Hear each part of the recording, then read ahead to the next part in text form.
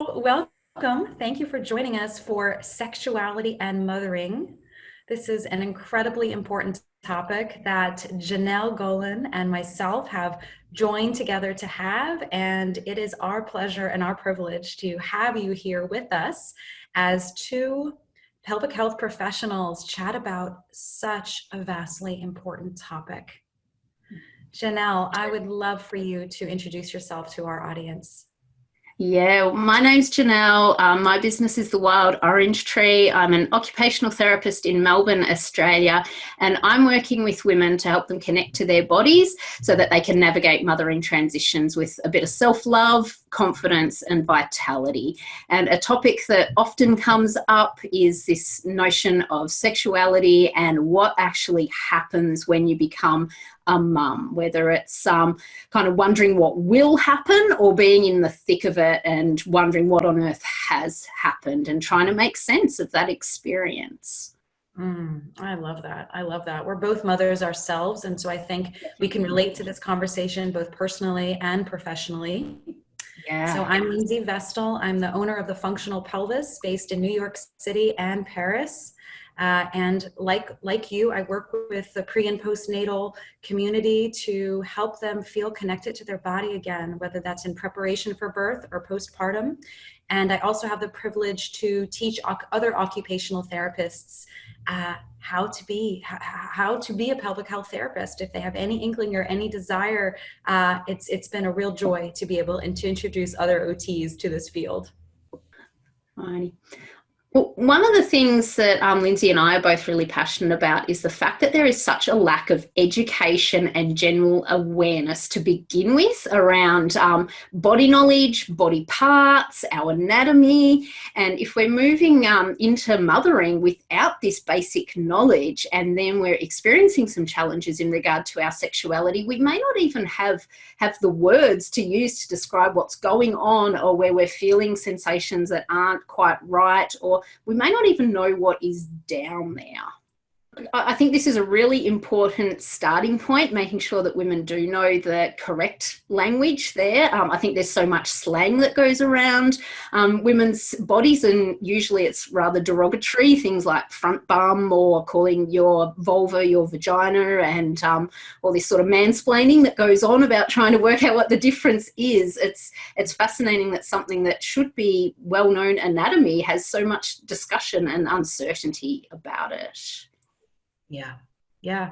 And I think that goes back to the fact that it's a taboo topic in our society, right? It's a topic that it's not dinner table talk, right? It's not conversations that we're having with even our closest of friends, let alone a practitioner that might be able to refer us to someone that could help us, something like the professionals that you and I are. And so when a topic is mysterious and taboo, I think what happens is there's a lot of misinformation out there. There's a lot of myths that come out, and people aren't quite sure, and potentially might even feel a little bit of shame around trying to piece these things together so that they can feel better. Yeah. And if we bring it back to where a lot of us get our information about bodies, if we look at basic school sex ed, there's a real lack of education around pleasure. Like, we learn that boys get erections but girls get periods. Hello, where's female pleasure sitting in this space?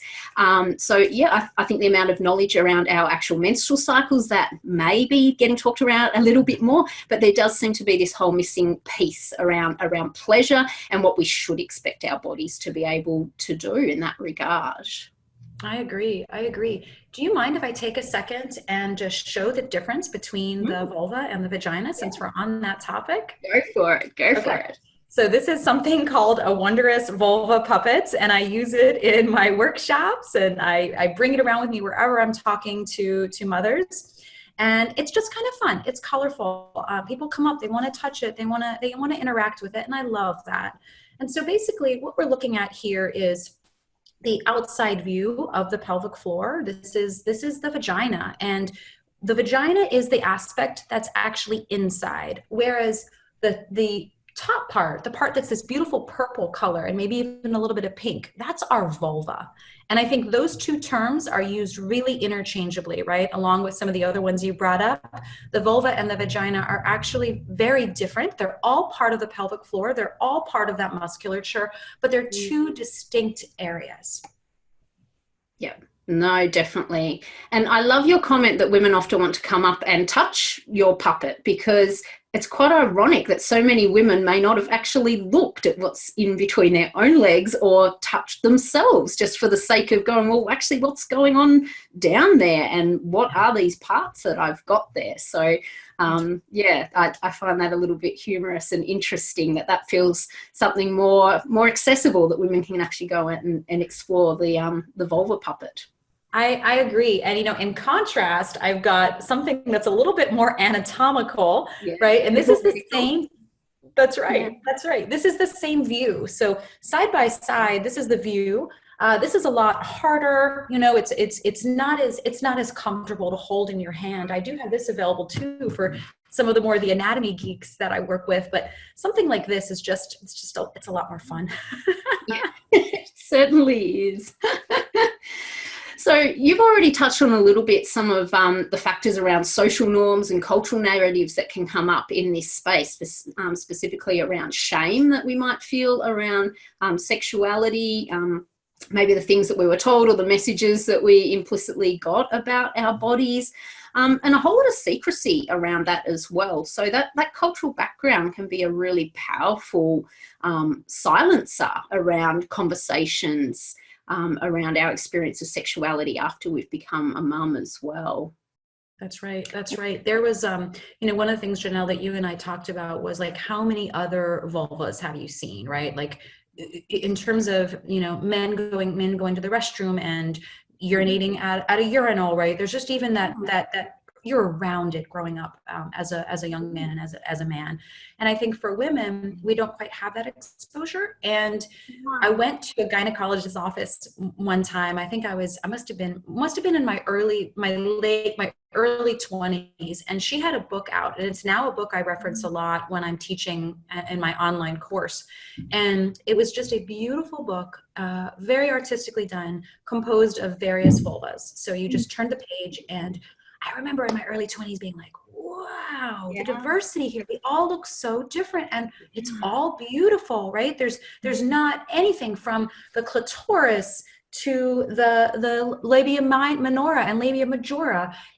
The variation is incredible. And at that moment, I just remember thinking, wow, it's kind of like as unique as the features on our face. It's so unique. And I love that she had that in the waiting room, because I'm sure I'm not the only woman who's come into her office that had the opportunity to see this for the first time. Yeah, no, that's so true. And it's also fascinating that for something that we don't actually see a lot of comparisons on, we can be so quick to judge our own anatomy, even though we don't have any kind of normalcy around comparison of what our body may or may not be like compared to other women. But as a practitioner working in this area, everyone's body is just amazing, but so different. It's hugely so. Yeah, I absolutely agree. And I think there's also something to be said for this idea that potentially, like you said, women get in sex ed, men get erections and women get periods. I think what's missing there is this idea that women experience pleasure and that women are there for giving pleasure, right? This focus on the importance of male pleasure. And so there becomes this whole chapter and this whole lack of importance and development around how a woman could feel pleasure. Yeah, no, hugely so. And let's be honest, we only learnt a whole lot of things about the size of the clitoris not all that long ago. I think it was about 10, 15 years ago, which in the scheme of things isn't that long. And that's not necessarily common knowledge among women, how much of our genitals is connected to pleasure. And the only function of it is for pleasure. That's certainly not being taught. And there's that implicit message that sexuality and pleasure is for your male partner, if that's the type of relationship that you're in. Yeah, I agree. And what's also little known is that as you mentioned, the clitoris, the whole sole purpose is pleasure, right? It has no other function. And I think it has something like 8,000 nerve endings. I know, yeah. Right? If you think about that, that's tremendous. What an amazing opportunity to feel good in your body. Yeah. Yeah, hugely so. But yet we still see, I remember seeing a post go around on social media somewhere, and it was talking about chore players. Oh, if you do the dishes, then that will get you the sex that you want. Like, there's still this real construed narrative around where the pleasure lies and how women are able to engage with pleasure in their bodies and in their partnerships. And I guess we could talk about influences such as porn or sexually focused advertising. It really is just a skewed message that women are getting right from the get-go around how their own bodies relate to pleasure. Yeah, yeah. Do you feel like there's a shift that can happen in this? There has to be a shift. And I think with so many of these things, it starts just by having conversations like what you and I are doing, and sharing this information and challenging that baseline information that women get about their bodies and what they know about their bodies when they step into a really significant transition such as mothering. It needs to start with the individual, and hopefully we see this moving more to a collective conversation. I agree. And I'm curious if there's any books on your shelf that you've really influenced you. One that comes to mind for me is Come As You Are by Emily Nagoski. And that one, one of the things that really stick out in my mind when I think about that book is she talks about how for a woman to become aroused, it can take an average of about 40 minutes, 30 to 40 minutes for a woman's body to be aroused. This would be akin to a male erection, right? So a male erection can happen quite spontaneously and can take seconds to happen. Whereas for a woman's equivalent, which would be for there to be lubrication production, as well as for the cervix to actually lift in place to make space in the vaginal canal for penetration, if that's the activity that they're participating in. And this can take up to 30 to 40 minutes. And that's not what we see in TV, is it? That's not what we see in the media, where it's this quick, fast thing. And I think particularly for mothers who are sleep deprived, who have such a role transition happening, we need that time to transition out of a different mentality that we're in to care for our children, to then claim that sexuality and that connection with our partner. Yeah. And along with that very, awe-striking time period, I want to mention that that's not just physical contact. That can absolutely be thoughts, reading a novel. It could be thinking about, for me, and still I have to admit to this day, I have a 5 and 7-year-old. When I see my husband kind of pick up one of my children in his arms, and the greeting at the end of the day, if you will, and that sort of does it for me. So it's these thoughts, it's these sparks, it's these things that all accumulate and add up. It's not just 40 minutes of, let's say, hands-on foreplay, right? Yeah. It's the mental stimulation as well that can really add up. I'm curious if you have any books or resources that you talk about with your clients that have really inspired you. Yeah, that's definitely a book that I love. I think there's so much awesome information in there.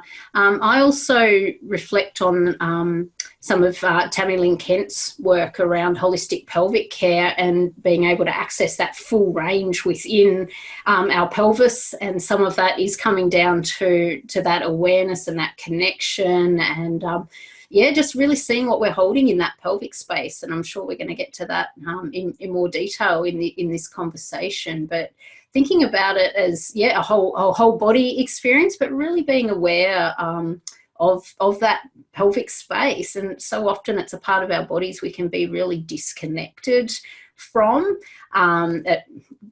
Thinking about pleasure isn't something that's it can feel like another to-do list on the list of all the things that we do. But I think being more present in our bodies can be a really, really huge part of that.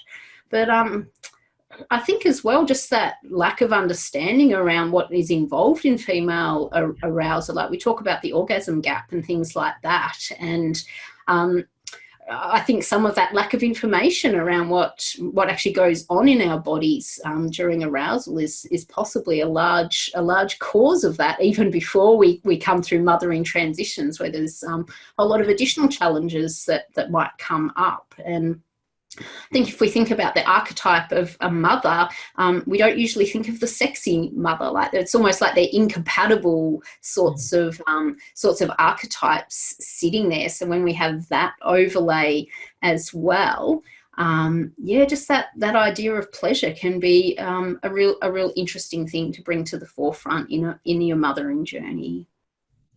I agree with you. And one of the things that I really love about the book you had mentioned that inspired you, Tammy Lynn Kent's book, is there's so much focus on understanding your own body and exercises that you can do to build on that knowledge, which to me, and I know in both of our practices as occupational therapists, is at the forefront. Education is at the forefront of being able to feel empowered and know what's going on with your body. And so for anyone listening to this, both of those books, but specifically the book that Janelle mentioned, is a wonderful place to start in terms of being able to build your own self-knowledge about your body, because she walks you through some very practical steps to begin understanding and exploring your vulva and vagina.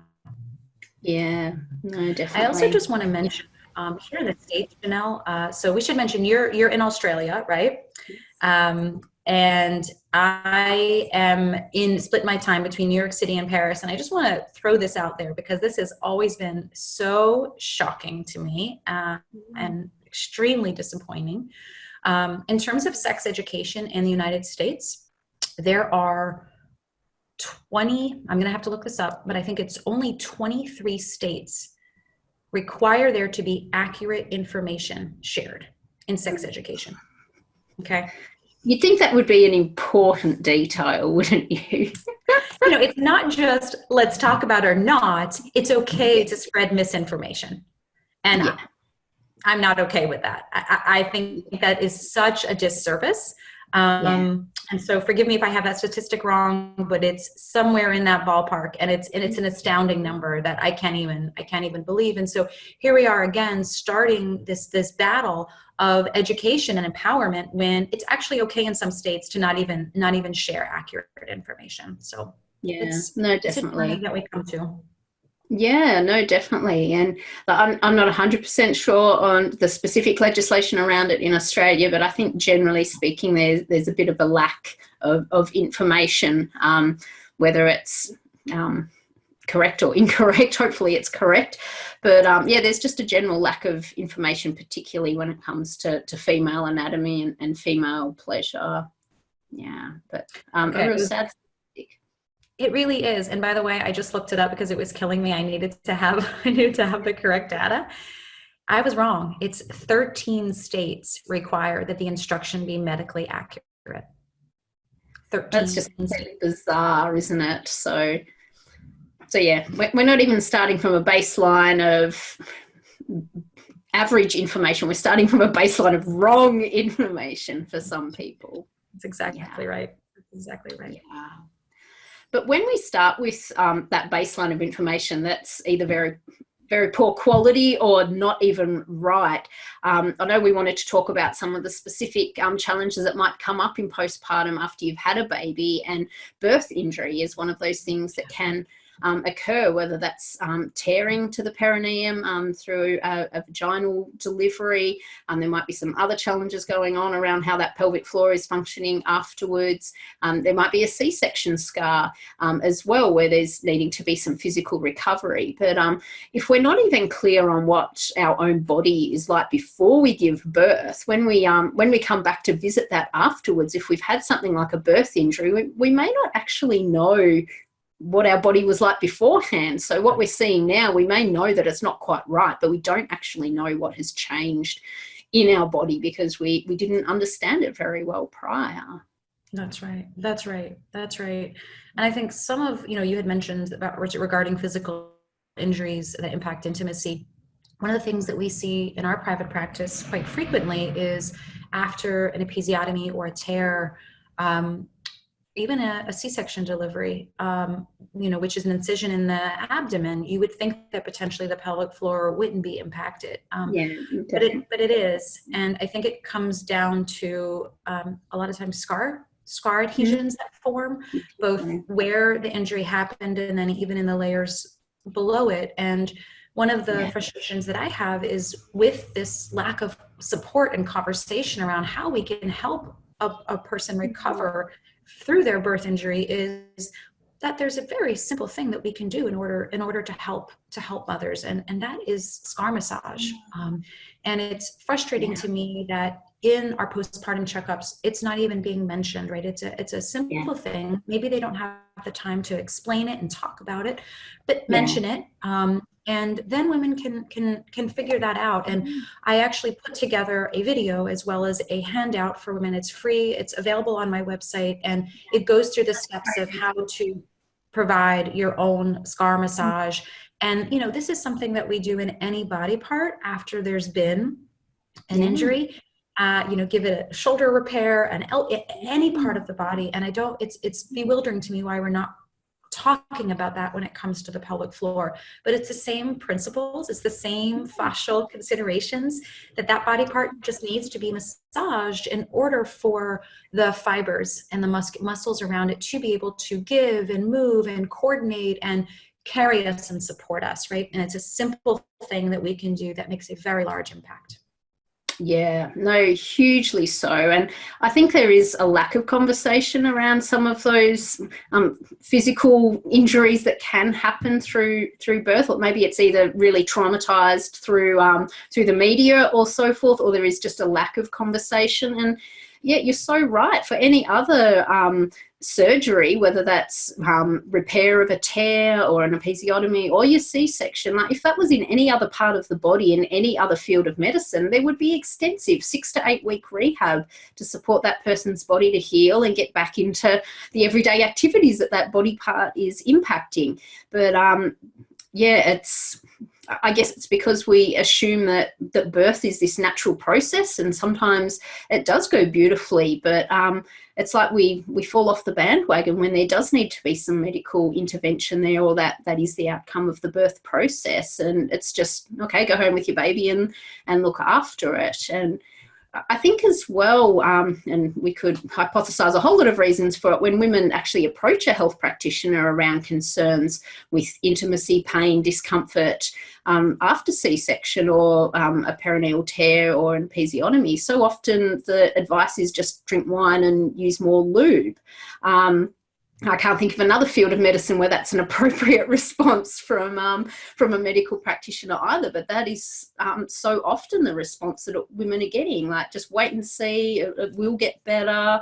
I was recently approached by a lady who had her C-section, I think it was about 6 or 7 years ago, and she kept going to health professionals saying, like, there's something not right, it's hurting, it's pulling, and they're saying, well, no, it can't be, it's in your head. But it can be if you haven't had that support to address that scar tissue and all the adhesions that will be around that, the movement of the organs that may not be happening quite as well, and because that healing hasn't been supported. It's such a simple thing, such as the scar massage, that can have a huge impact on a woman and her ability to do everyday activities and be involved in intimacy, if that's what she's wanting to do. That's right. And there is that physical rehabilitation piece that happens when we're able to provide and do our own scar massage. There is also the emotional and psychological healing that happens when we're able to do that, right? Because I always share with moms, in the C-section example, so this may not be the plan that you had, this may not be the way you had hoped to welcome your baby into the world, but this is the way our birth story happened. And to be able to connect and welcome and nourish that area versus feeling disconnected and detached is such an incredible way to embrace the reality of the present, right? Versus living in the past and wishing and wondering how things can differ. And I think that there is something that really happens that's quite spiritual when a woman can and we work with them, right? Because sometimes that own touch is challenging. So we have ways, right, that we can help a mom get closer and more comfortable. When that happens, it can be a really profound healing on so many levels. Yeah, hugely so. And regardless of the mode of delivery, I know in Australia it's estimated that at least 30% of births are interpreted as traumatic. And that's just what's reported. I would say it's probably higher, which is a scary statistic in its of itself. But when women have experienced something related to their genitals and that birth process that has been a negative experience for them, there generally isn't a lot of support to bridge that gap from that negative, traumatic, not desired experience back to reconnecting to that space and it being something that can be a place of pleasure. It can be quite a disconnect there, and quite a big journey that someone has to go on to bring themselves back to that point of pleasure and appreciation of their body. Yeah. So well said. 100%. I agree with that. Yeah.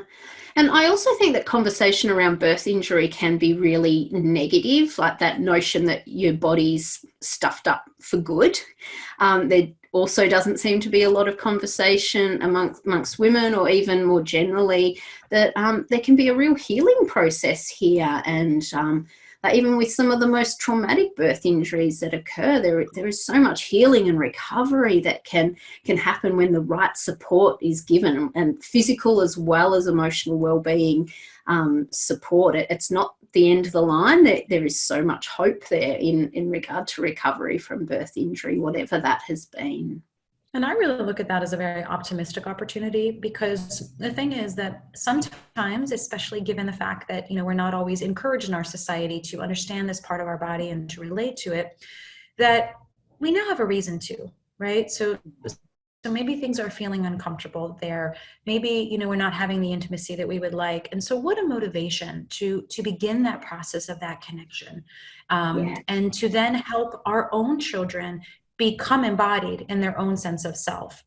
Down the line, sexual self, but in the beginning, just sense of self and roles that they can play, and the myriad of responsibilities and life responsibilities that we have, right? Because we're not just one thing. We're not just mother. We're not just spouse. Or we can take on all of these roles and identities, and I think we can do that to our utmost potential when we really have a sense of self. And so, what an amazing launching point to be able to do that. Definitely. No, that's fantastic. No, one of the other things that, did you want to say anything more about birth injury? No, I was actually hoping we could talk a little bit about breastfeeding.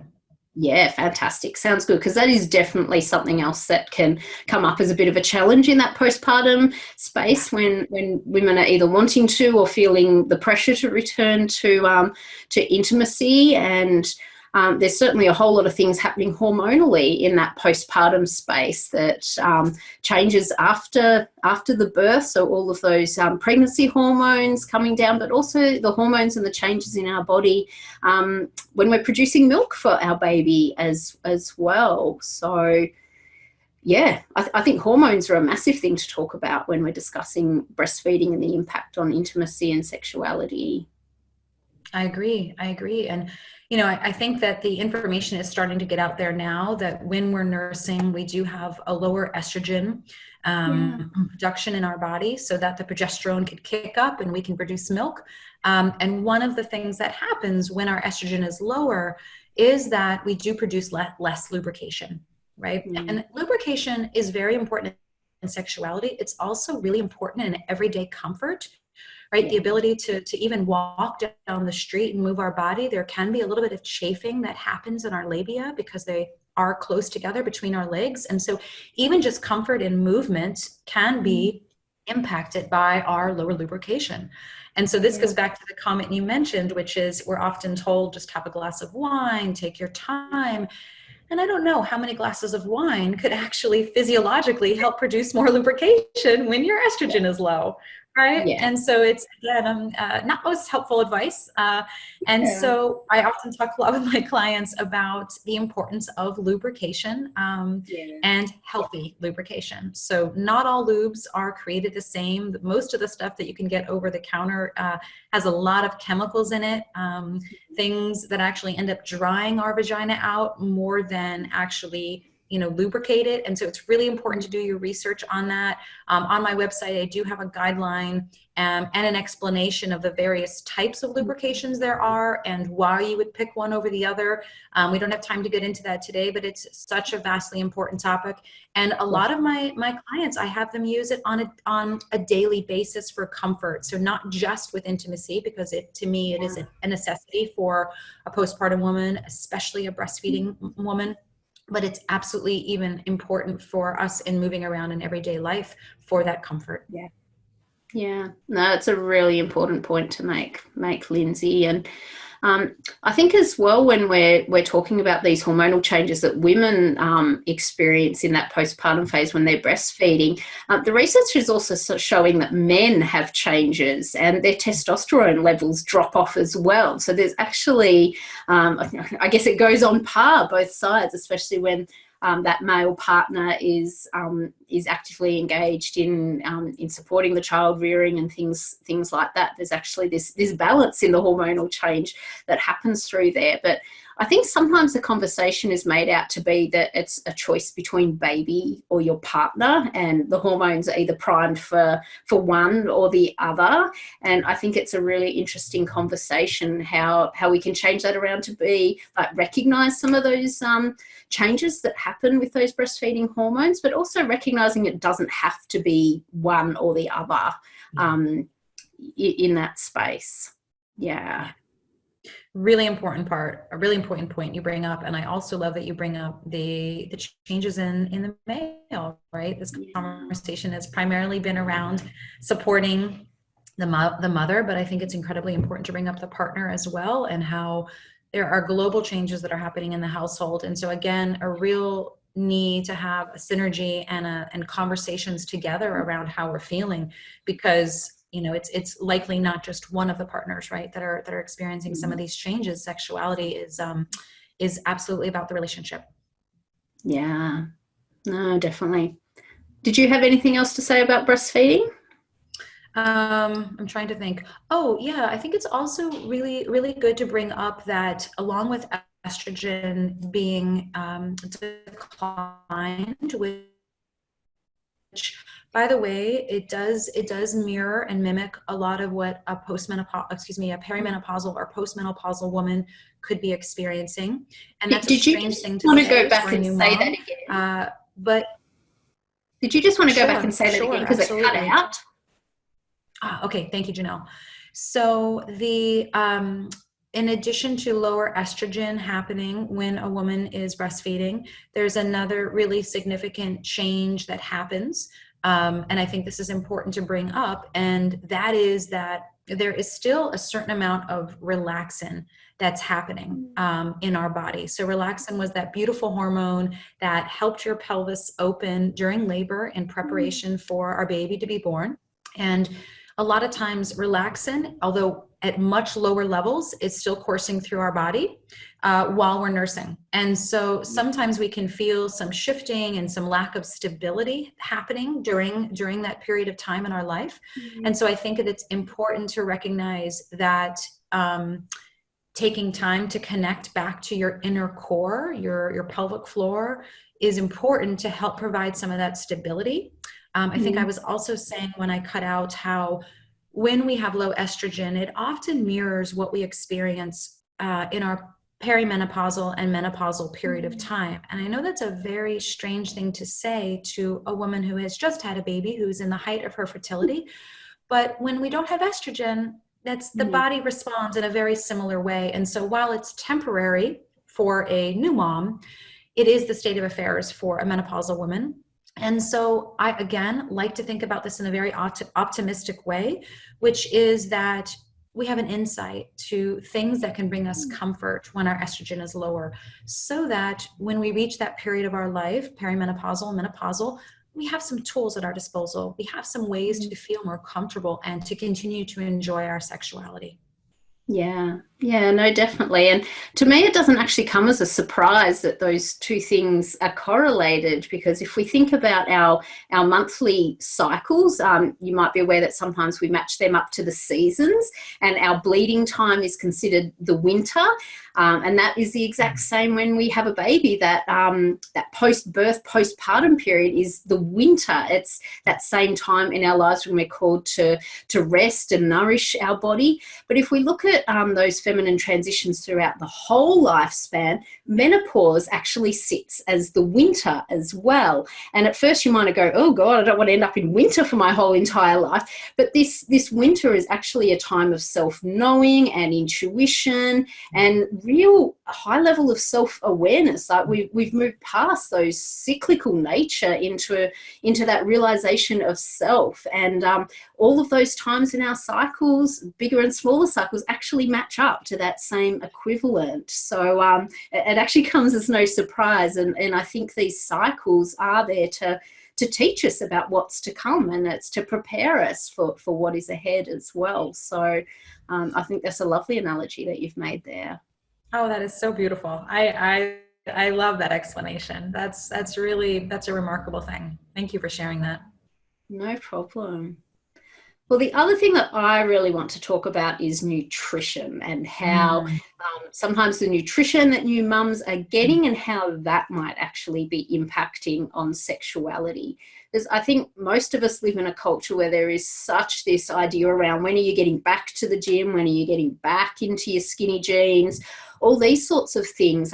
We also mother in isolation so much. We might have a partner around for a week or two if we're really lucky, but then often we're by ourselves with this newborn, and trying to get good, nutritious food into our bodies can sometimes become a bit of a low priority. It's grab the cracker as you head to the laundry.